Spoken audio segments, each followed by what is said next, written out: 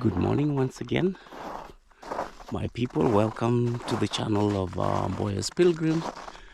This is another day that the Lord has made. We shall rejoice and be glad in it. How am I going to rejoice on this day? Well, I start my day by taking a power walk. I've just had breakfast, and I want to take a walk in the forest, and I also want to enjoy the view of what we have. Just beginning the day, I can see a bird. This is a very tough period for these animals, and wow, it's pretty difficult to get close to film them. And we have a few birds up there. The water has frozen, so they are very thirsty. They would want to get something to drink, but as you can see, the water is frozen. It's all ice, so they have to look for small regions which have kind of like melted a little bit, so that they can it's all dry. It's all dry. All the water is frozen and they are very thirsty, you can see. But I can see some of them are wise enough. They are eating the snowflakes, which melts into their mouth, and I think it becomes liquid, and that happens. That's going on. So I'll continue with my morning power walk into the forests. Let me get my gloves on, and I'll cut through this forest. And there's a lake in our region here which is also frozen, but today I'll take a long walk. It's about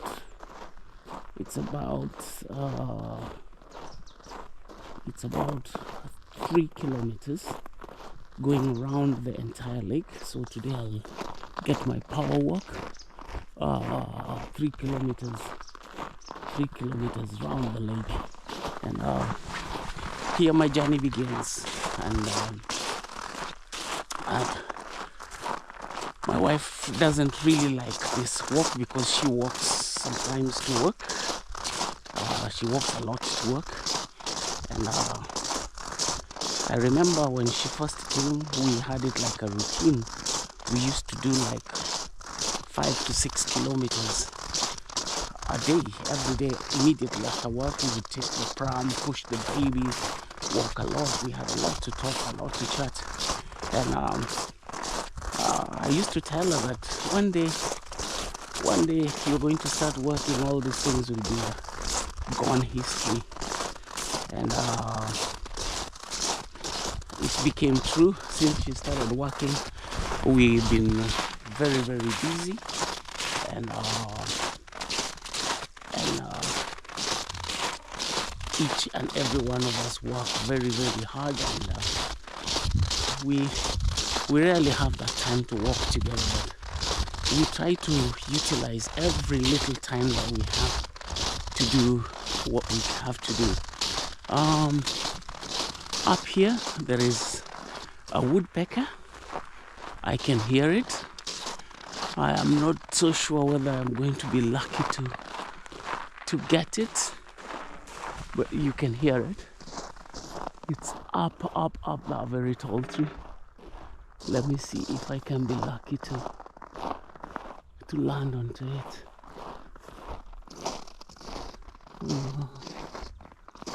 Let's see what luck will give us.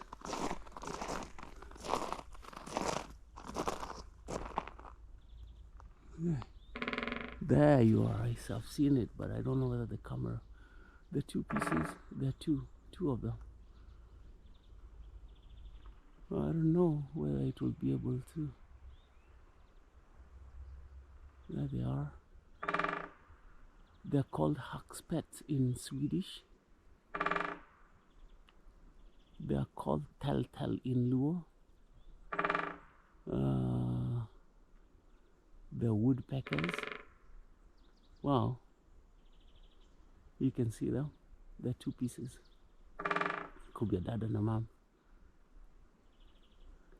What speed they have in pecking onto the wood. It goes so fast, like da da da da da. There you go.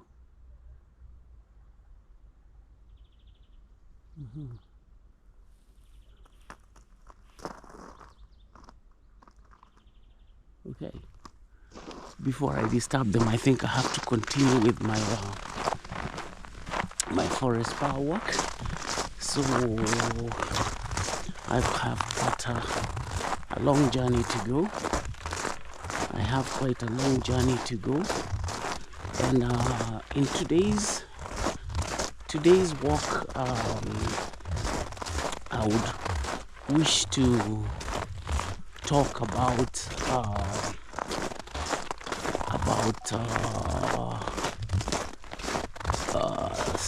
the civility of people and respect of the law in this country, and I'm trying to compare it with the country I know, which is Kenya. Now, the first thing that shocked me when I got here was I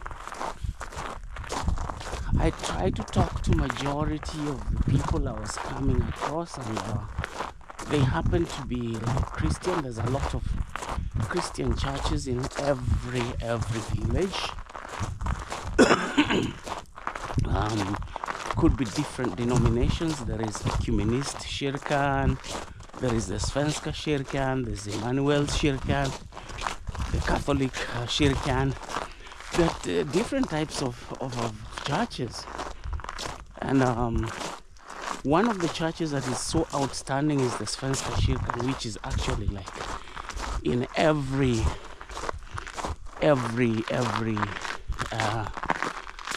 area, and every estate has a church that represents it. One of my old friends told me that this is one of the systems in which the old kingdom collected its taxes through the churches, and therefore they are well built. The churches are so marvelously built. They are so amazing, and most of them tend to be empty. And my first challenge was like, in Kenya they're always struggling to build churches, and they're raising funds to build new churches, and some of them are in tin plate temporary structures, and they don't have beautiful churches. But these churches are beautiful, but the attendance is so meager, and the old people, like I regularly attend the Swedish church in my village here, and the regular attendants are very old people. We are talking about 60 plus. So it's like me and my wife and my daughter, we are the youngest people in the church. So most of the people are very elderly people, and majority of the people tend to say that they don't believe in God. But this is what strikes me here. It's like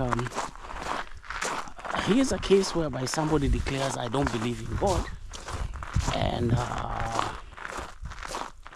if I drop my wallet with, say, about, like the other day, I'll just give a very practical example. The other day at work, I forgot my phone, and on my phone I had about 1,500 plus 200 plus 100. That is like 1,800 crowns in the wallet, and 1,800 crowns is equivalent to 18,000 Kenya shillings or thereabout, or maybe around 20,000 Kenya shillings. And I slept overnight, and a shift worked on, and the next shift went the following day, when I realized that perhaps I could have left this my phone at work, and it had the money tucked into the wallet of the phone.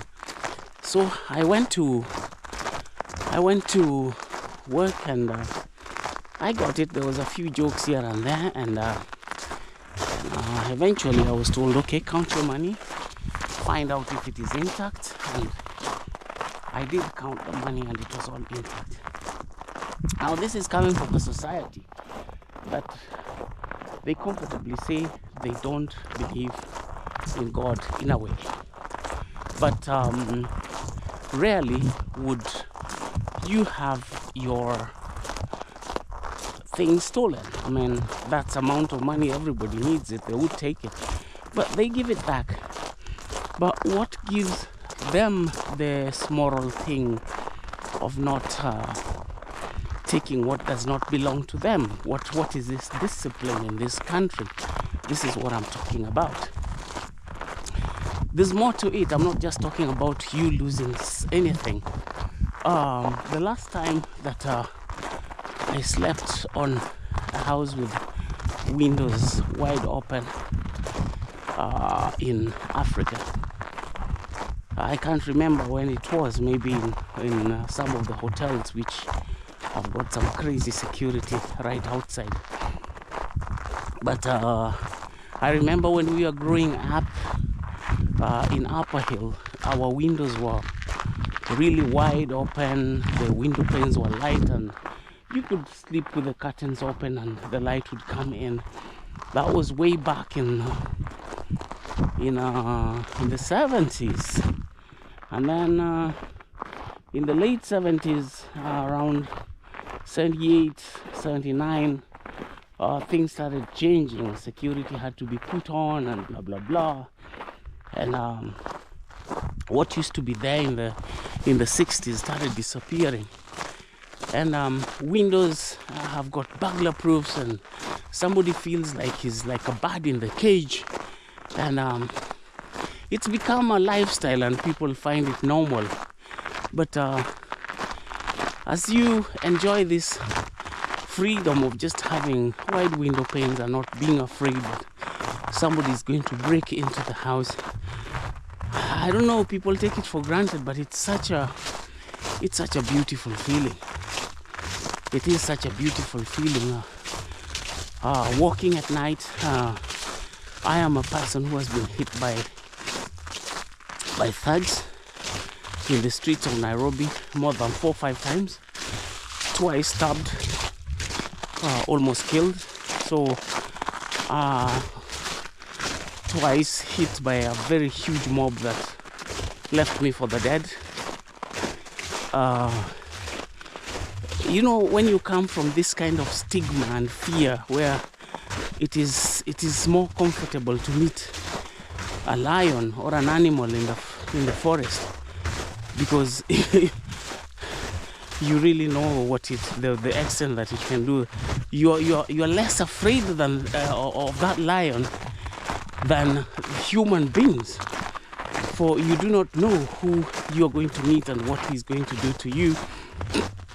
That kind of security is not something to be taken for granted. And I don't know whether it is the churches here or the government or the culture that has instilled it such that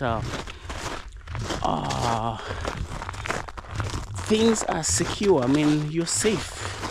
You can forget your car unlocked in the parking and go do your shopping, and you're not so worried about it. I lost a vehicle in Nairobi, and I had a key in my hand and I'd locked it, but it still went. And such kind of things are really stigmatizing. And here we park. I've heard of cases in the big towns that a car's disappeared or something, a car's been broken into, but I've not seen it myself. And in our village here, it has never happened. It has never happened.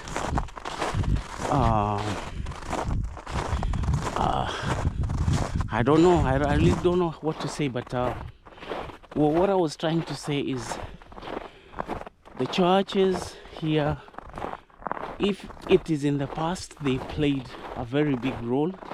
There is civility, there is respect, there is rule of law, there is there's order in everything. There is respect in the traffic. As people are driving, people honor the traffic. Of course, of late, there's been an influx of a lot of foreign influence and crazy characters that even led to the ban of loud music in vehicles, and the youth no longer have that freedom of hitting the bass, boom boom boom music, because I think the fine is big. The fine is big. I mean, they have to deal with a lot of hooliganism, which increased the accidents rates in this country. Yet the country had declared zero vision. Zero vision meant that in one whole year there would be zero accident on the road, and I think it has been attained. And when I see them giving the annual reports, some go up to 500 in the entire year. If you compare with other countries, 500 cases are like in a month, if I'm not wrong. But here it has been remarkably taken care of. And what I was trying to say is there is so much order in the rule of law. Children go to school freely. They use the school buses, and I feel it's remarkable because they don't face any dangers that can make you panic. The buses are so much in order. They come in time, and the students are given their bus cards from school, so the finances is ordered such that the parents don't have to struggle to look for the fare for the kids. So each and every child has an allowance, and in the allowance there is the bus card. The bus card goes on monthly basis or maybe termly basis, and it's paid for, so they get into the buses on time, and they come back on time. The buses drop them near their respective home places, so you find the children independently move. As I compare with the Kenyan side, there is the transport system, which is has changed a lot. There was the old time when there was the Kenya bus service, and there used to be specific numbers and specific times that buses went on time. But I think that went as history, and came the era of the matatus, which have already taken over right now, and they have their own lot of many things, and they cruise here and there. And of late I've heard that these motorbikes, like the ones I used to see in India, they have really taken over, and so there's a lot of different ways of transport, how kids go to school, compared in Kenya compared to here. It's a bit more rough, but the difference is that they pay for it. I think the children in Kenya have to pay for that transport, and here they pay for it, yes, but they get the bus cards in the school, and it's in a bit more orderly manner. And the school buses that really go regularly during school periods, and there is order in school. The worst case that I saw was in Pakistan, where children were very not safe going to school because of people who abducted the children for very sad reasons. I was even told they go as far as sodomizing the kids, boys or girls, all the same. It was so unsafe in Karachi. I learned that many years ago, and I felt so sad because when I first visited the city, I saw that it was an Islamic nation, and when it reached time for prayer, there was this adhan, and everybody ran into, and I said, wow, what a nation that is respecting religion this much. But then beyond this religion, when I saw this kind of act, I got a bit baffled. And far be it that such a thing or such kind of news comes into other society. Well, every society has its challenges here and there, and its habits. But one thing here, Sweden, is children are protected.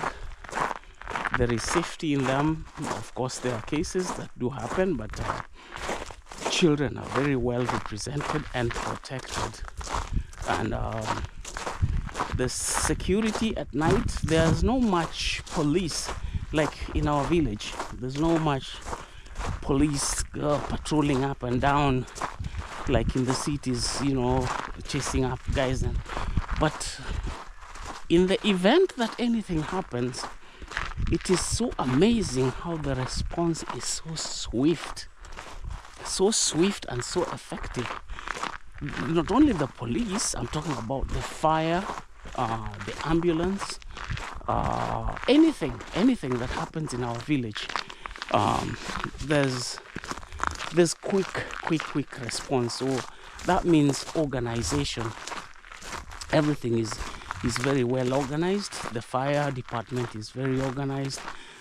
There's what they call the Räddningstjänst. It's like the first aiders. They are very efficient in one way or the other. Okay, I've done a good percentage of the lake. I'm still surrounding the lake. These are the boats which have moved out of the water. The lake level begins from the level of these mangroves which are here. The longer mangroves are in the lake. That's always in the water. Like if you watch deep inside there is an island.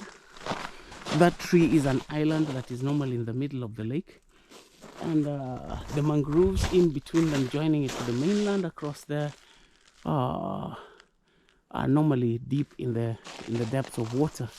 And as you can see, there's a vehicle that drove into the lake, and it drove deep into the lake. So it means the water has frozen, and it could take the weight of, I don't know what kind of vehicle it is, but if I look at the wheels, it must have been like a tractor wheel. And deep in the middle of the water there, I can see somebody has put a pole. So what that pole means, that he bore a hole with a drilling machine, and he put a mark there. So he has put his fishing rods inside there, and I think by the time he'll be coming to visit the pole there, maybe he could be lucky that out of the hooks that he put, one could have been lucky to have caught a fish. Yep. Here we have a little bit of the species of the birds. These are very special ducks. One is called Stroll, and the other one is called Knippa. They are very famous here. One is brown, as you can see it, and the other one is dark with a... they come in different colors, but there's a little bit of information about them. Like, for example, here it's saying Knippan is one of the ordinary Swedish birds, and it is black and white, and it has a red and a brown head. It is it dives into the water on an exchanging manner, deep in and in out, deep in and in out. It normally just dives up in the middle of February. That's the time that it's really popular around. I think that's their mating season. And then during the month of March, you can find 15 to 20 nipper, kind of like together. It's like they kind of like have an annual meeting. Yeah, so there's a lot of information. And in the trees, some are marked with this blue mark, so this shows you the path, the wandering path. So if you're wandering into the forest, all you need to look up to is this blue mark on the trees, so it will show you your path.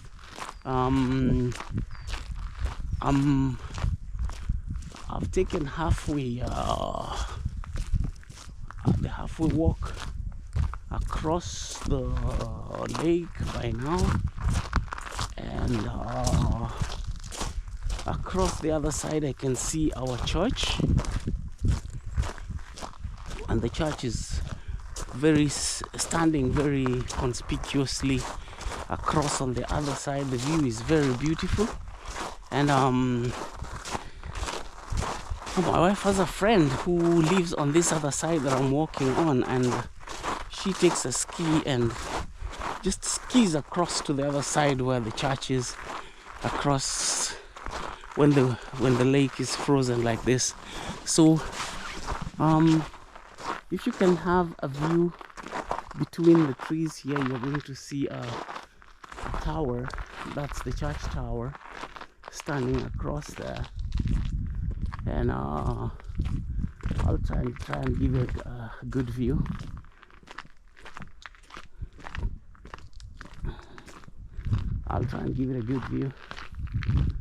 All right, so this is the lake. You can see the footprints of the reindeers. They walked across the lake already, and across the other side is the church tower. The church tower, you can see it. That's it. Great. So as I was continuing to talk about the security and the behavior that people have here, for example, you lose something, you'd simply go and kind of like find it. When I was visiting Holland, I lost my credit card, and I was in a frenzy of panic. And a friend of mine told me that not to worry, that we just have to get the bus that was going along that route. And apparently it's like when they changed directions, they gave it to a bus that was coming across the other side. So when we asked, boom, it was there, it was available, and nothing strange had happened to the card. That is Holland, and I'm talking about here, Sweden. You also find your things, and it's not so strange. Of course, sometimes I'd lost a phone and I couldn't find it, but the phone was taken, but the case and the credit card was returned to me. So it seems like whoever took it just needed the phone, but he didn't need my credit card and he didn't need my driving license. So variations happen like that. Now the reason why I was bringing up this discussion during my forest walk was a friend of mine from Nairobi asked me what can happen to change the mind of people to adopt to civility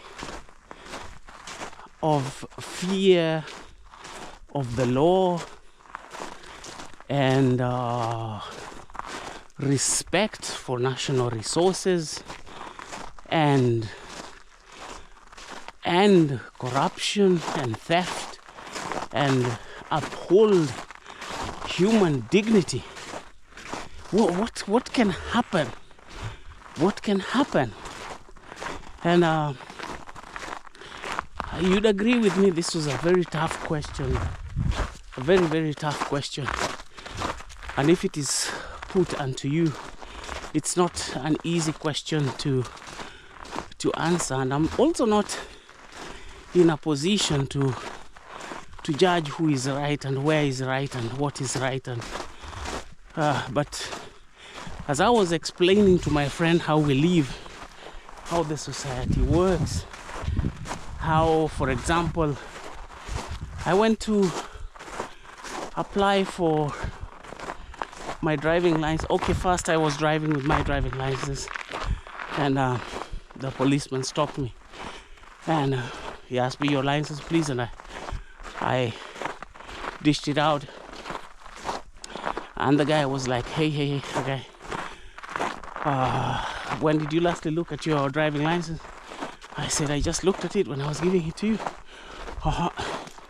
And did you realize that this thing expired so many months ago, like 2 or 3? And I said, no, it's not. And then when I looked at it, the thing had expired. So he told me that you seem not to be so unaware, so I wouldn't want to punish you so severely for this, but what I'd advise you, where do you live? So I told him, and where are you going? I said, I'm going direct to work. I said, are you going by car? I said, well, I walk near my place. I walk near my home, where I live, so I can go and park the vehicle home and then go to work on foot. I said, okay, do exactly that, but renew your license. So up the following day, I took that license. That time they had not done. Right now it's very, very efficient. You can do it from home, but during that time there was a small office of the traffic, and I went there, and they asked me, do you want the old photo or you want a new photo of your new look? And I stood there, and the photo was taken within 5-10 minutes, or no, 5 minutes, and a sample was produced. Are you happy with this? And I looked at it and I signed and I said I was happy with it. Then I was out still, because I was out now still doing a few things in the town there. Then I saw an SMS telling me that my thing was ready to be collected. And I said, hey, wait a minute. Has it been 8 hours yet? Not yet. I was still in town. Then when I went back that evening, it was just a few minutes before they would close, but I picked it and I thought, wow, that was quick service. That was very quick service. And I've been having it all along.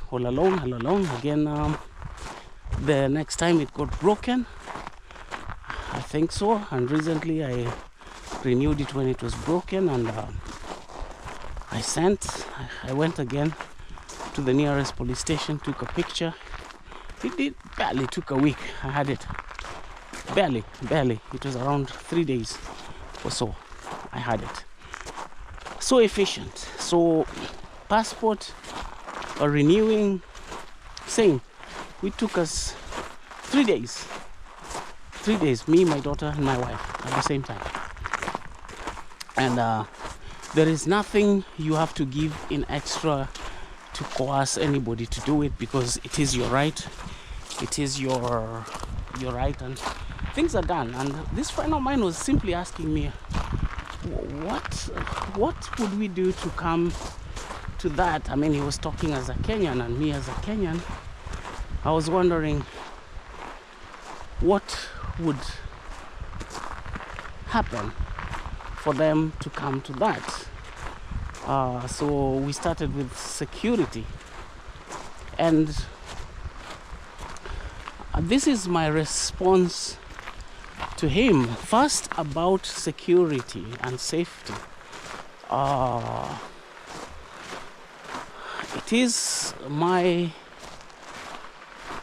appeal to every individual as a Kenyan to learn to respect first oneself and then others.